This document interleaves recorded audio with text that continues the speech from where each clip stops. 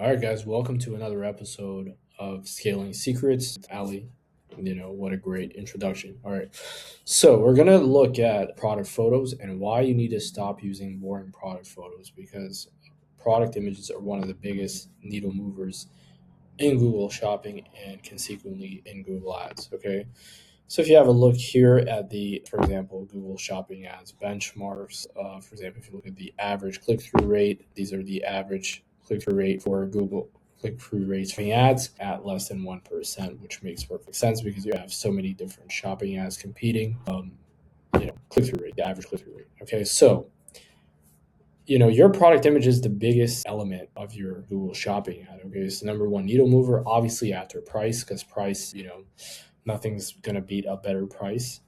Okay, so you have that. You obviously have your title, your keywords within your title, and then less importantly, other attributes like category, description, and so on. Right. So the key thing here is that lifestyle images tend to drive a much higher CTR and conversion rate across shopping, PMax, and demand gen. Okay, there's so many different case studies that have showed that. Again, we have a lot of different clients where we change something in the Google Shopping feed, and all of a sudden, boom, just complete optimization. We just actually applied a new feed with Data Feed Watch, a clothing brand, literally this week within 3 4 days ago, and they're already back at higher than the 3x after being lower than 2x for a very long time. So that's just the role shopping feed optimization.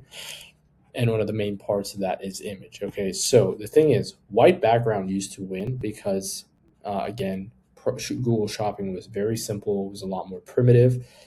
It was more of a comparison tool with people having more white backgrounds. Okay, and so what's changed now, right? Now, obviously, shopping ads are a lot smarter. They're Discover, Display, Gmail, right? Now, obviously, I have campaigns like PMax Demand Gen, and they're showing your product images in all kinds of context that Google think can make versatile than before. And then obviously, you got customer behavior and what they're expecting, and they're very much trained by Instagram and TikTok. And then Google actually added a lifestyle image link attribute because, again, that's how important lifestyle images are. Okay. So, again, I'm not saying don't test white background images. They still perform very well. And in fact, the lifestyle image won't always perform better. However, you really want to have at least a couple of lifestyle images because it's crucial for credibility and it's crucial for the client, the prospect, really to verify how the product would look like. Okay, so again, there's so much data that can prove that, again, across so many different metrics like CTR, higher conversion rate.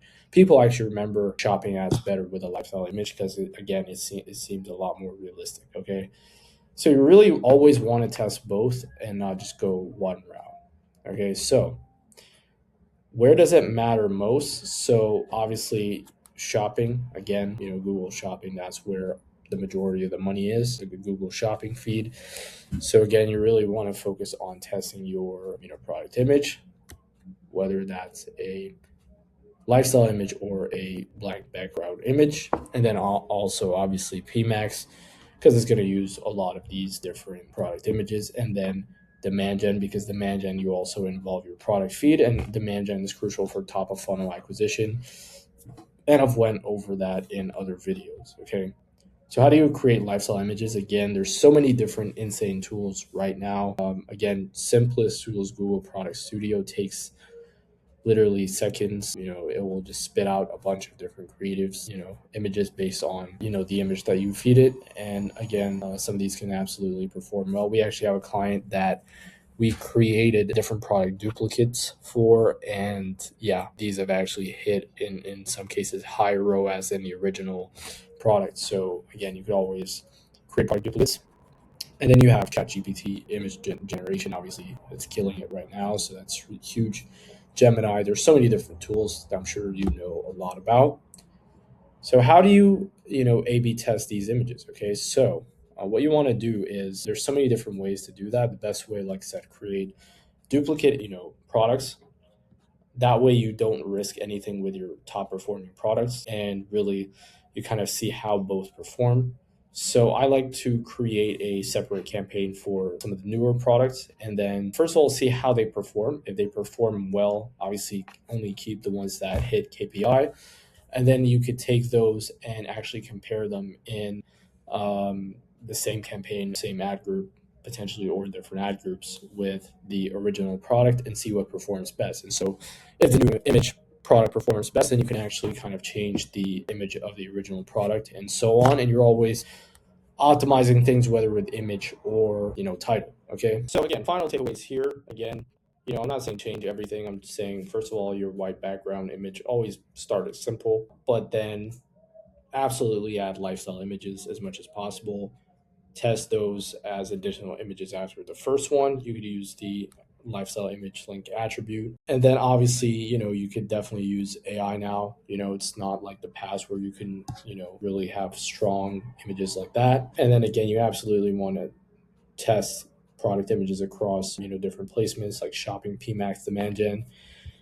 And then again, leverage images to your advantage. It's something that can really improve your ROAS. You can actually have a product that's not performing well, maybe change product image, and all of a sudden it performs a lot better. Okay, so if you want to audit your product shopping feed and really identify where you're leaving money on the table and how you could absolutely optimize all the key metrics within your account and really hit your best possible Google Ads performance, feel free to reach out.